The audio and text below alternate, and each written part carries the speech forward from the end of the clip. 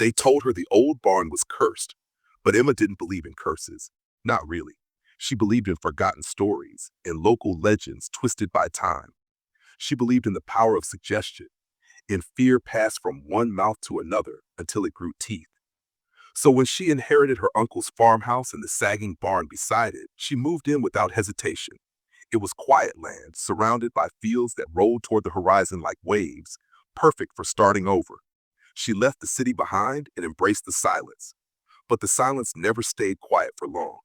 The first night, the hallway light outside her bedroom flickered. Once, then again. She thought nothing of it. Old wiring, probably. The house had stood since the 1940s. Her uncle had lived alone and hadn't cared much for upkeep. Still, it gave her a strange feeling, like someone had brushed her shoulder in the dark. The next day, she checked the bulb and found it loose in its socket. She screwed it in tightly and thought that was the end of it. But that night, the kitchen light blinked. Twice.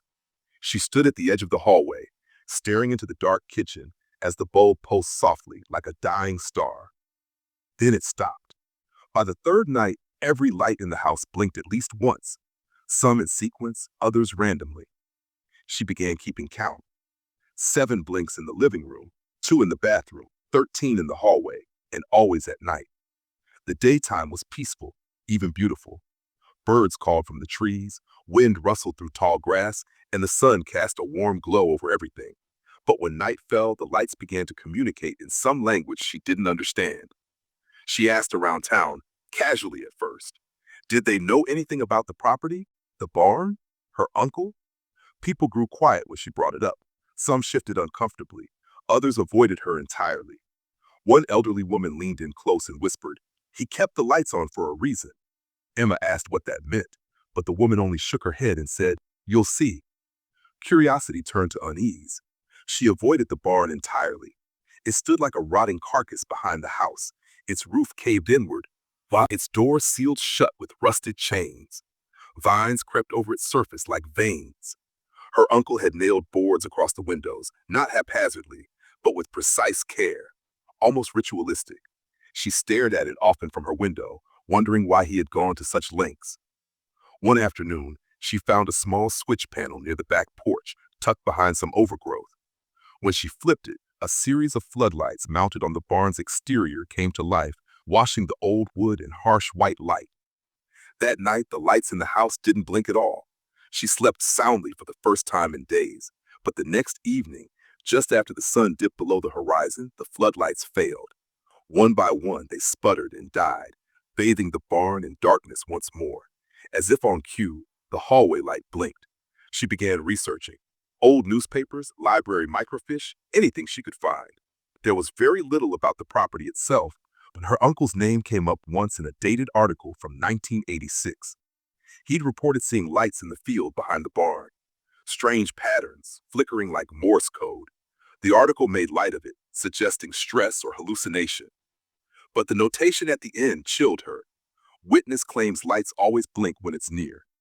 That phrase echoed in her mind. When it's near. What was it? She dreamed of blinking lights, of tall shadows moving between trees, of breath on her neck in the pitch black. One night she awoke to total darkness. The power was out. Not a single light in the house worked. Her phone's flashlight barely pierced the gloom.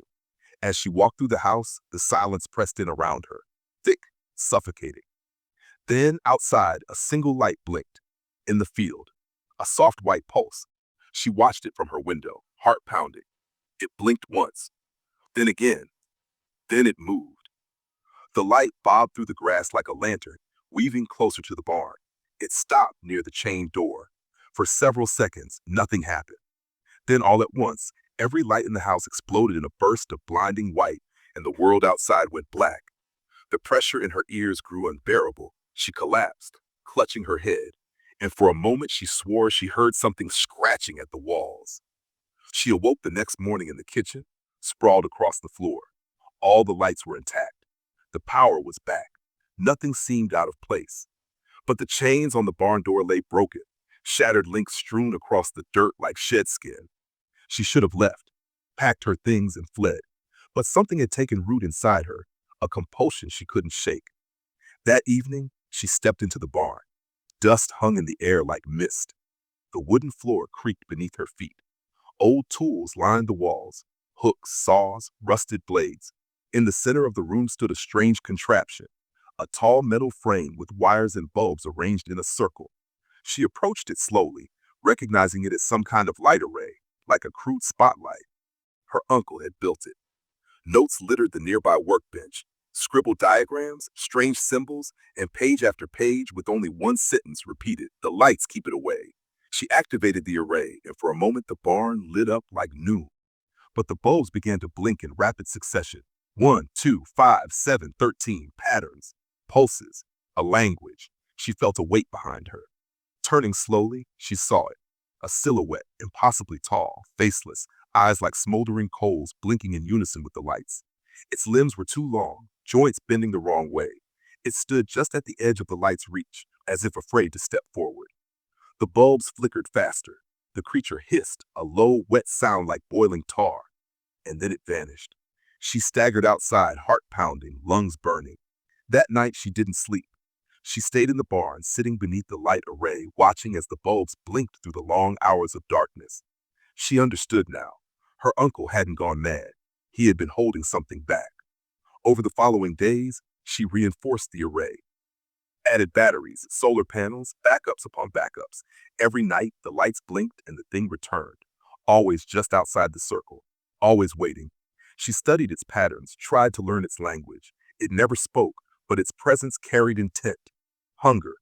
Then one night, the array didn't turn on. Every circuit was intact. Every bulb should have worked, but they didn't. The creature stepped into the barn. She ran, locked herself inside the house.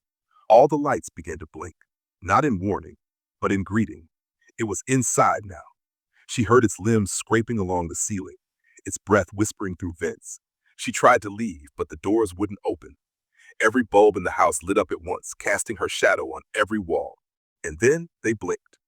One by one, the lights extinguished. She was never found. The house was left empty, the barn sealed once more. Locals say the lights still blink sometimes, just before a storm or when the fog rolls in too thick. They say you can see a figure in the upper window of the farmhouse, pacing, watching, waiting.